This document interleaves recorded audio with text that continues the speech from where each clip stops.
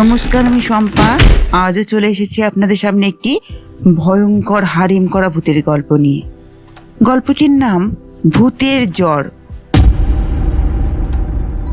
বিমল করের লেখা। দত্ত কাকার বাড়িতে আমরা গল্প শুনতে যেতাম। দত্ত কাকা ছিলেন রেলের গার্ড। মালগাড়ি নিয়ে গয়া, মোগলসরাই, সাসারাম করে বেড়াতেন। কাকিমা ছিলেন শান্তশিষ্ট মানুষ, ছেলেপুলেদের বড় ভালোবাসতেন। আমরা কত রকম অত্যাচার করতাম কাকিমার ওপর। ওদের নিজের কেউ ছিল না, বাচ্চা কাচ্চাও নয়। গেলে আমরাই ছিলাম সব। একদিন খুব বর্ষা চলেছে, তখন দত্ত কাকা গিয়েছিলেন সাসারাম মালগাড়ি নিয়ে। ফিরে এলেন দিন দুই পর, এক গা জ্বর নিয়ে। আমরা গেলাম দত্ত কাকাকে দেখতে। গিয়ে দেখি কাকা গা ঝাড়া দিয়ে উঠে বসলো, চোখ লালচে, গলার স্বর ভাঙা, নাক মুখ ফোলা ফোলা। দত্ত কাকা বললেন, আয় আয়, এই মালগাড়ি লাইনে ফেসে গেছিলাম। গোটা একটা দিন বৃষ্টির মধ্যে সাসারাম থেকে মাইল দূরে দাঁড়িয়ে।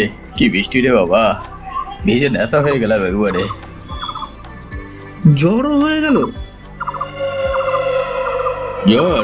না না, জ্বর তো বৃষ্টিতে ভিজে হয়নি, সে একটা কাণ্ডই ঘটে গেল। কি কাণ্ড কাকা? আমরা হই হই করে উঠলাম। দত্ত কাকা সব গল্প শুরু করতেন কাণ্ড দিয়ে। বুঝলাম আজও একটা গল্প হবে। আমাদের হই হই শুনে কাকা বললেন, তা শুনবি কাণ্ডটা? নিশ্চয়ই শুনবো। বেশ, তাহলে শোন। কিন্তু একটা কথা বলতে পারিস, আমাদের জ্বর হলে আমরা বগলে থার্মোমিটার লাগাই, দেখি কতটা জ্বর হয়েছে, 100 না 102। কিন্তু ভূতেদের জ্বর হলে কি দিয়ে দেখা হবে কত জ্বর হলো?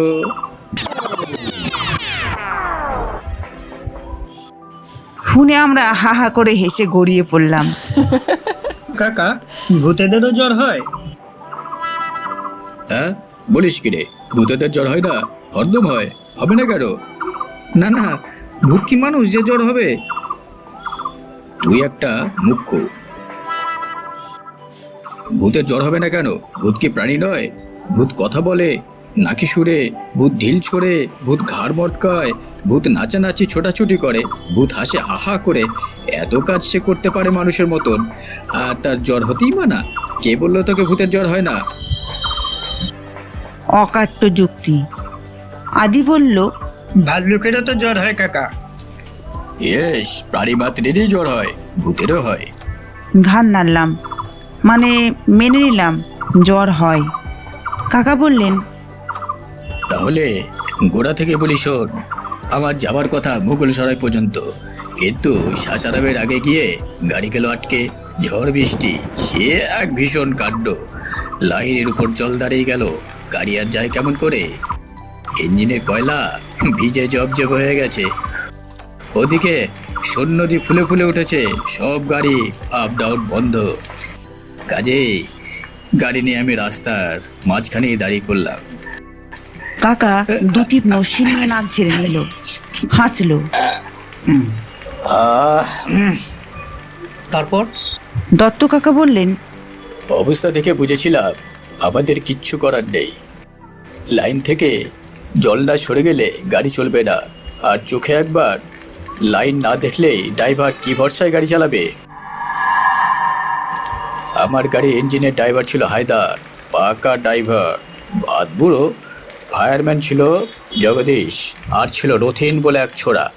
তা গাড়ি থেমে যাওয়ার পর জল ভেঙে এসে হায়দার বলল, বাবু, ইঞ্জিনের বয়লারের আগুনটা আমি কোনো রকমে জ্বালিয়ে রাখবো, আমার আর কিচ্ছু করার নেই।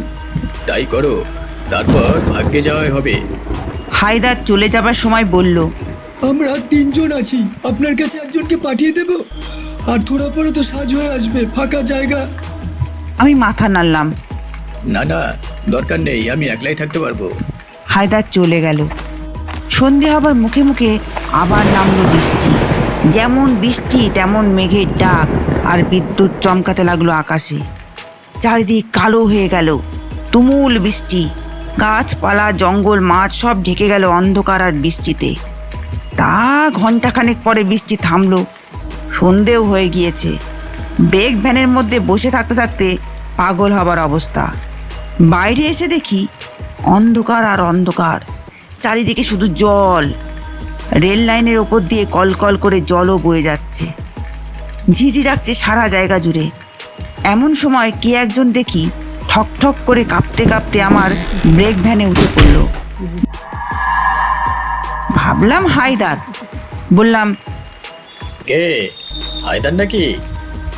জবাব এলো, আজ্ঞে না,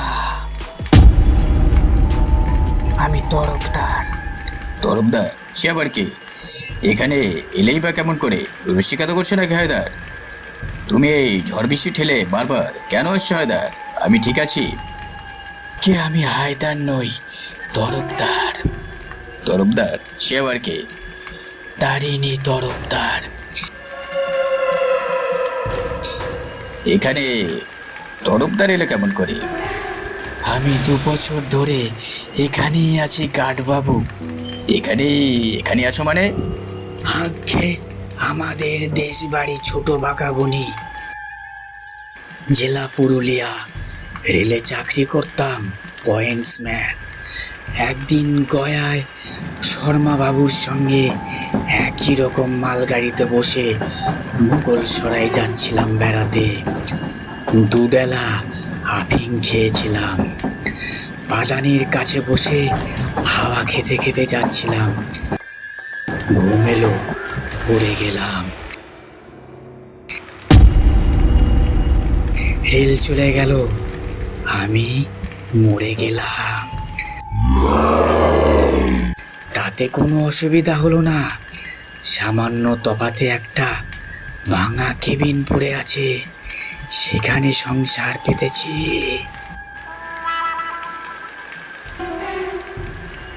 বলো কি, তুমি ভূত? আগে ভূত হয়ে অসুবিধা তো কিছু হয়নি গার্ড বাবু। দিব্যি আছে, আমার সঙ্গী সাথীও আছে। একটা অসুবিধা অবশ্য হয়েছে বাবু। এই জায়গায় বড্ড মশা, ম্যালেরিয়ায় ধরেছে। 1 সপ্তাহ অন্তর অন্তর কাঁপিয়ে জ্বর আসে। আজ সকাল থেকেই জ্বর, হাড় কাঁপিয়ে দিচ্ছে। তা আপনার গাড়ি দেখে বড় আশা নিয়ে এসেছি গার্ড বাবু। আমার জ্বরটা একটু ঠাউর করে দিন, আর 4-6টা কুইনিন বড়ি দিন খেয়ে ফেলে। বইনিন বড়ি? সে আমি পাবো কোথায়? স্বার্থপর হবেন না গার্ড বাবু, আপনাদের কাছে কুইনিন থাকে। শর্মা বাবুকেও রাখতে দেখেছি। আমার কাছে তো নেই। কি আছে তবে? এই জোয়ানের আরো ওতে কি হয়? ওই অম্বল টম্বল হলে খায় আর কি। না বাবু, অম্বল আমার হয় না। বেশ, তবে জ্বরটা একটু ঠাউর করে দিন। জ্বর? সে তো বগলে কাচের কাঠি দিয়ে দেখতে হয়। হ্যাঁ হ্যাঁ, শর্মা বাবুর সঙ্গে থাকতো। আমার কাছে ওটা নেই। কিছুই নেই? তাহলে আপনি বেরিয়েছেন কোন ভরসায়? তা অবশ্য ঠিক। তা আমি নাড়ি দেখতে পারি। জ্বর হলে নাড়ি দ্রুত হয়। তবে তাই দেখুন। তা হাতে দাও। দত্ত কাকা বললেন, তোরা বিশ্বাস করবি না, নাড়ি দেখে আমি অবাক। নাড়ি নেই, বরফের চেয়েও ঠান্ডা হাত, মানে হাড় একেবারে কনকন করছে। জ্বরের চিহ্ন মাত্র নেই। তা তরফদারকে বললুম, তোমার তো বাপু সবই ঠান্ডা, জ্বর কোথায়? আমার কথা শুনে তরফদার হেসে উঠল। কি হাসি! বলল কি জানো?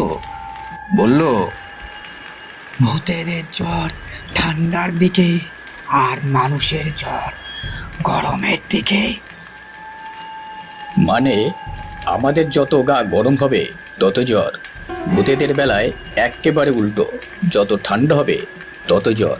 শুনে আমি এই রকম কথা আমি জন্মই শুনিনি।